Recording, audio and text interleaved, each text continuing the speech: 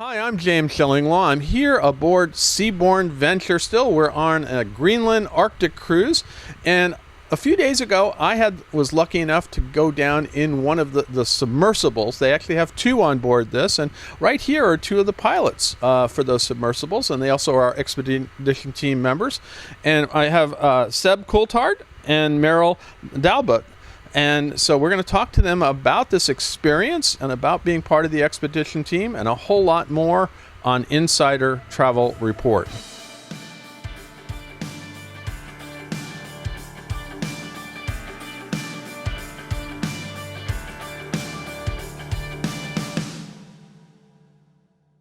Now, first of all, guys, it was a heck of a lot of fun to go down in, as we said, I was saying submarines, it's submersibles.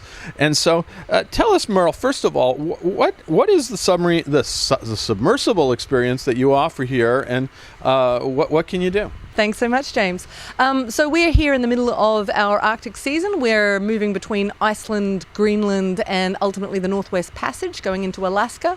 We offer, I would say, really interesting diving using our two submersibles. We're diving sometimes in places where we visited last time we were in the Arctic, but often we're diving in new places where we've never been before. So it's that real feeling of exploration and discovery. Yeah, so we're going down to places, I know that Seb, when I was down with you, you were saying these are places nobody's ever seen before, and maybe the sea life, what there is of it down there, hasn't seen us either. So now talk a little bit about the submersible you use on this ship.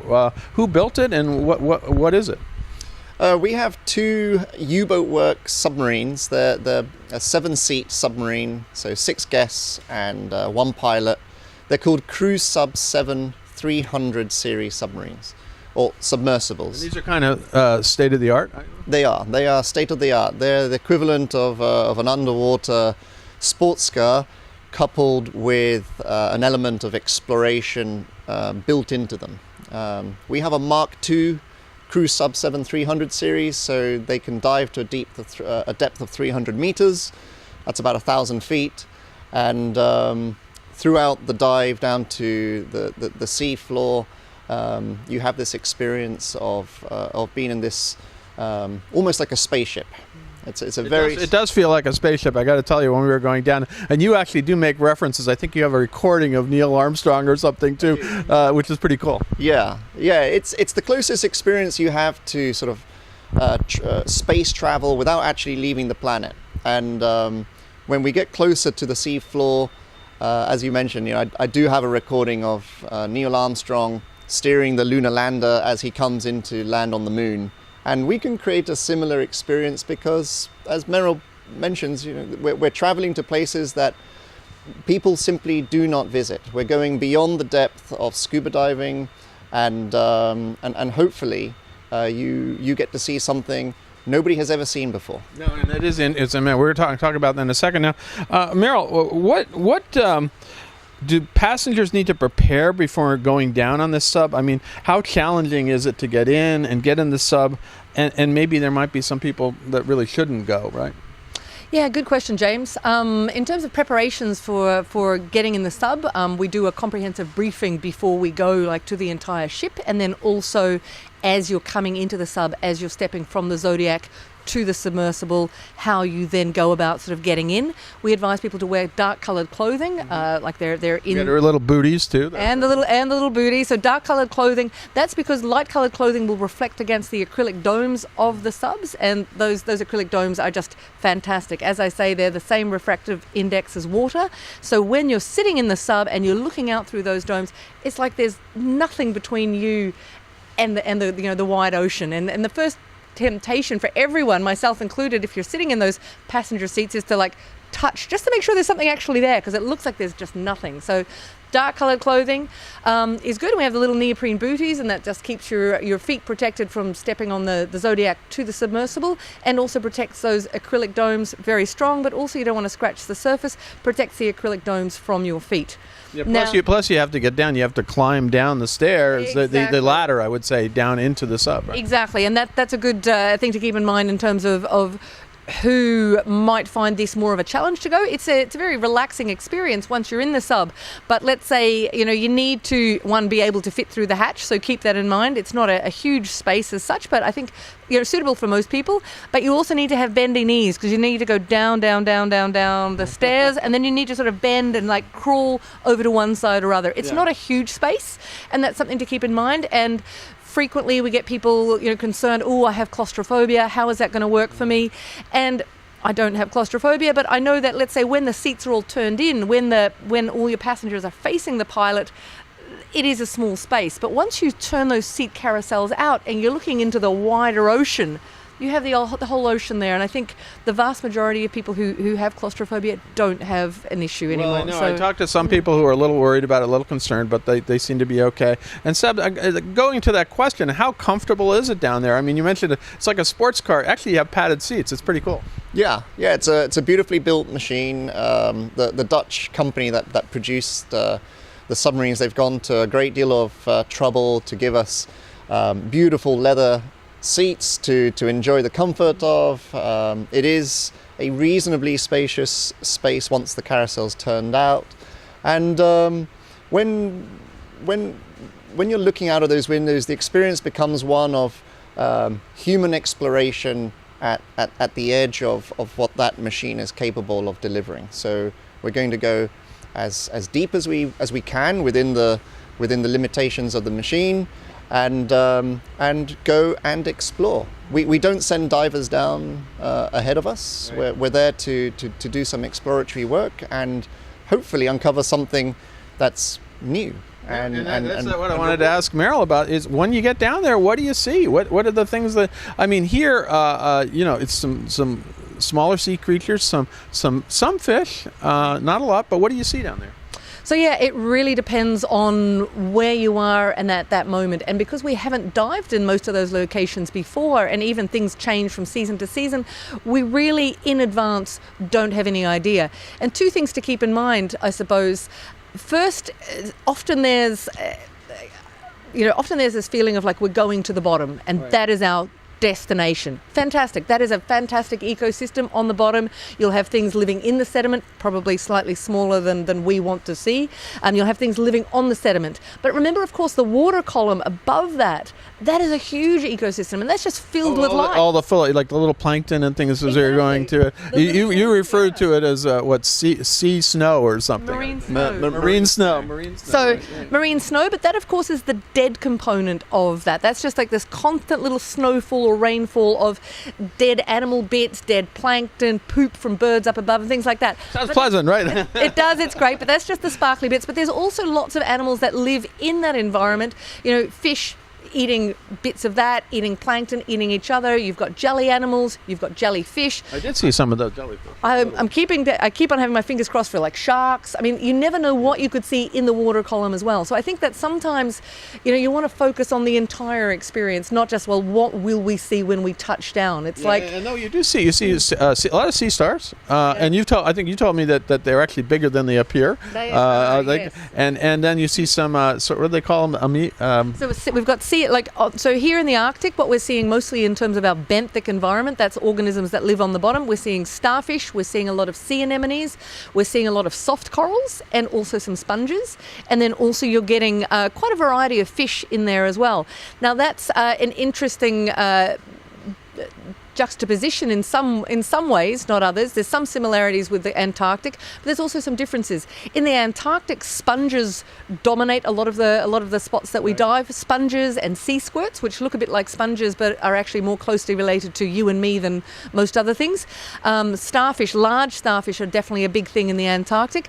Fish, not so much. That's not to say that you won't now and then see fish, but compared to the Arctic environment where there are a lot of fish species. We did see a couple, down there. Yeah. Antarctic, not so much. Ice fish are the group in the Antarctic, but they tend to hang out on the bottom until you disturb them. So here we've got a lot more fish in the water column as well. So it is quite a different environment, even though there are similarities, of course, because you're talking about frigid polar waters, and the adaptation that the organisms need to survive is, convergent or is very similar in those areas. Well, so that's what you see in the Arctic and the Antarctic. What about this ship goes all over the place, and you're getting a second one coming in. It's going to actually go out to the Pacific. What about other places in the world like the Caribbean, South America, and eventually you're going to be going out to the Pacific? What are we going to see out there?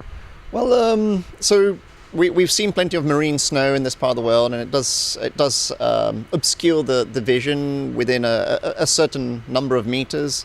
In the warmer climates, we're really hoping for visibility that allows us a further range of vision, a greater variety of fish, a bit more color, soft corals, the hard corals, and of course, depending on the location in the Pacific, it may be an opportunity to go and do some exploratory work on perhaps a shipwreck or some artifact that has been left over from recent modern conflict in the Pacific. So and Seb actually is a historian of World War II, as he gives it. So it's going to be very interesting to hear your lectures on that part of the world. Yeah, watch this space. So whilst we're operating in that region, we'd certainly like to visit some locations, and we'll do that respectfully. Try and find some interesting, perhaps a warship or cargo ship. warship, absolutely. So I definitely want to do that. Now there is an I'm sorry. No, I just wanted to add to that, if I may, James. And what Seb mentioned, of course, is very true. So what we're experiencing here, or one of the challenges that we're experiencing here, is, of course, we're diving in colder waters that during the summer season are incredibly productive. We've got this phytoplankton bloom at the surface layers. We've got zooplankton going crazy, eating that phytoplankton, eating each other. And as a result of that incredibly high productivity, which then also sustains a lot of other life, the visibility in the water is not what you would expect in the tropical areas. Okay, so you're looking for like a good day. We're talking about 4, 5, maybe 6, 7 meters. That's a good level of visibility for diving, and scuba divers in these areas are going to experience the same thing. It is very dark down there once you get and depending on how deep you go, of course, you're losing the light. Now in the tropics, you've got very unproductive waters. There's not much nutrients in those waters at all, so you're not getting that phytoplankton bloom. Your coral reefs are very productive, but the waters themselves are not, and that's why you get this incredible visibility. 30, 40, even 50 meters is pretty standard for the tropics. If anyone's scuba dived in the tropics, that's the sort of thing you're going to get. So really exciting diving in those areas. You're going to get, and I think these areas are in many ways better known, at least at scuba depths. A lot of people scuba dive in the tropics. Coral reefs, lots of colourful fish, fantastic. That'll be great, to put it mildly. But we also then have the option, of course, of going deeper, and we like to go deeper beyond that scuba zone, and then in the tropics as well. And as Seb said, the potential of wrecks and other deep sea corals, deep sea organisms, super exciting. Well, it sounds like we're going to have a lot of fun when Seabourn Pursuit comes in, which is just a few months away. Now, there is an extra cost for this on the submersible. Do you know what that is? I believe it's $900 per person to go in the submersible. Okay. Yes. So it is an extra cost, but a lot of people do it because it's really an experience that you kind of have to tick off the box and say that you can do it. I know I did this. I've done this a couple of times now. Now, do you think that some people are just interested, as I said, because they've never been in a submersible before?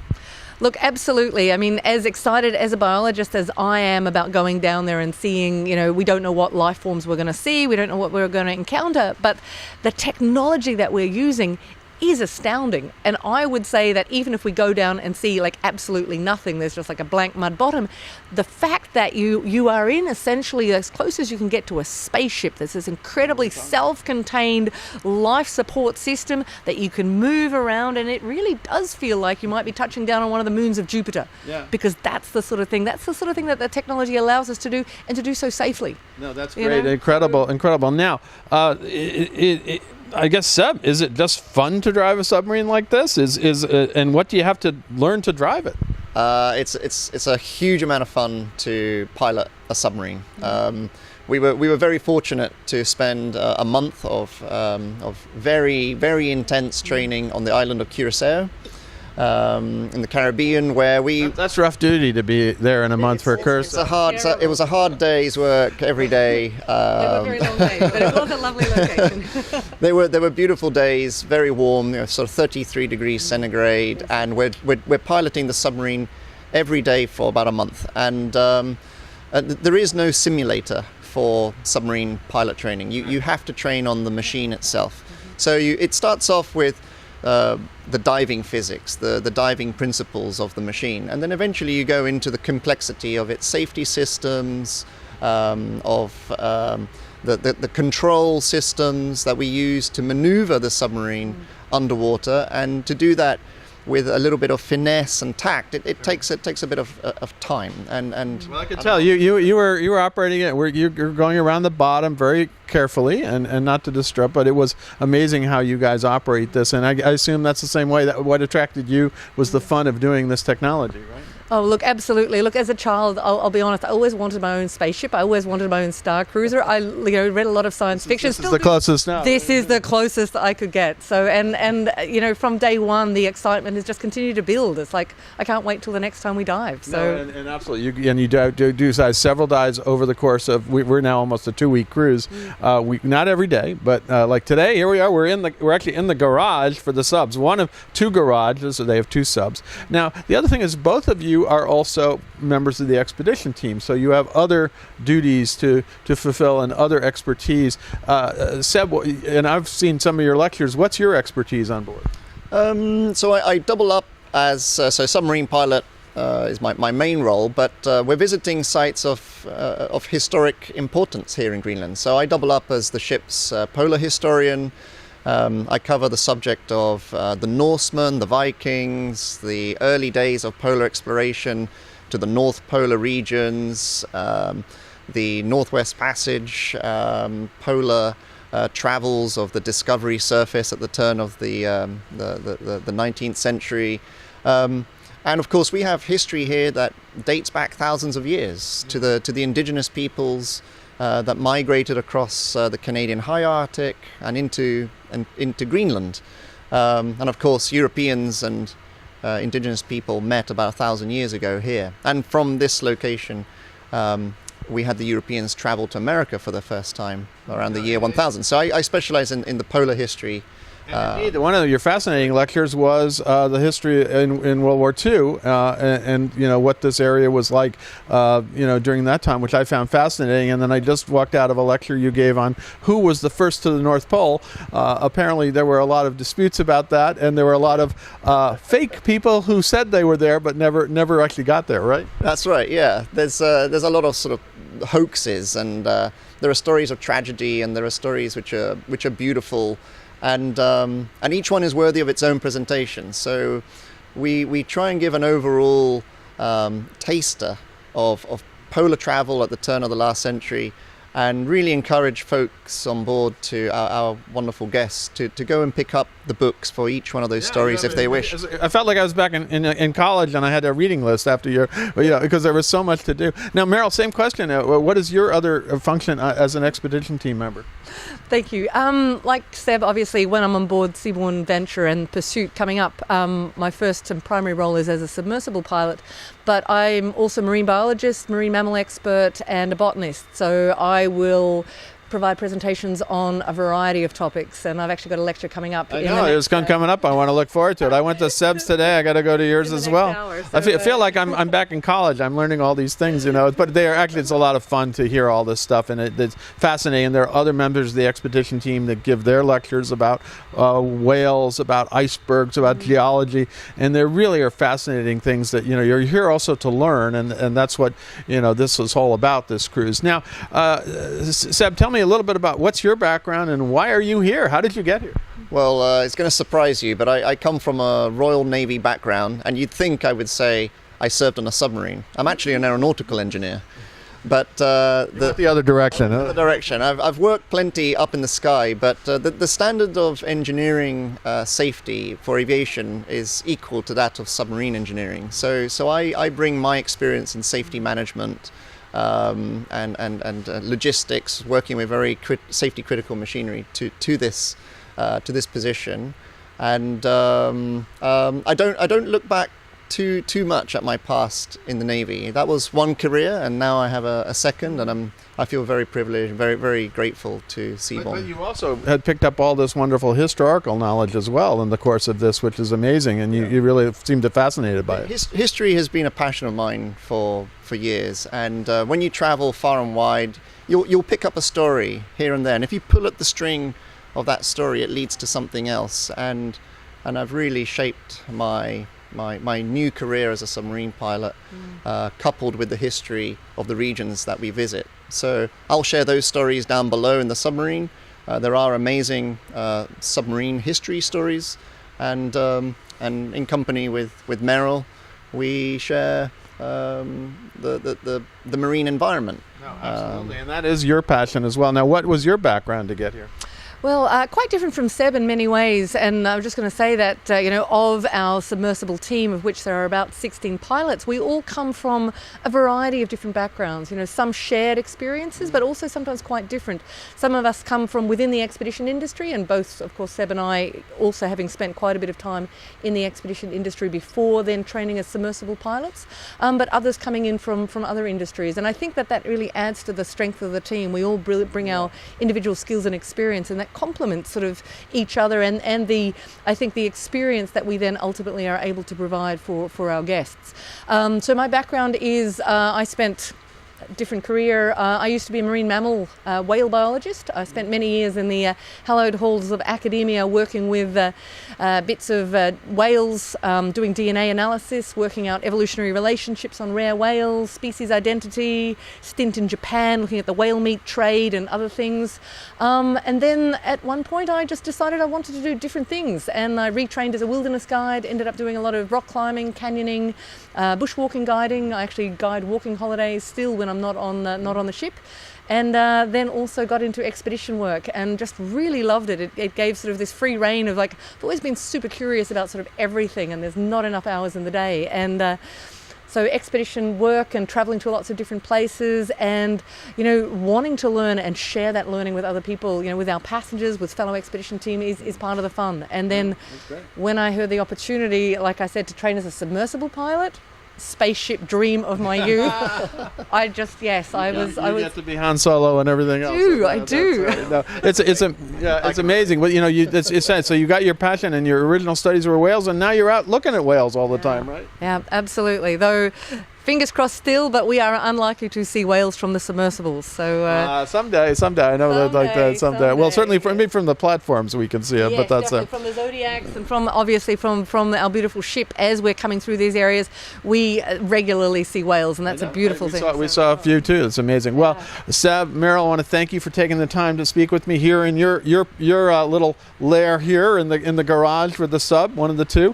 It was an amazing experience going down with you. I went down with Seb. I thought I was going with you, and then all of a sudden with Seb, but that's okay. That's okay. I've had dinner with both of you, so it's been wonderful. And actually, it's a fascinating trip. No matter who you go down with, they really know their stuff down here, and you really do feel like you're a bit into space. So it's been an amazing experience. I want to thank you both. Thank you so much, James. Yeah, thank you, James. Absolute Thank you. pleasure. I am James Shillinglaw, and this is Insider Travel Report.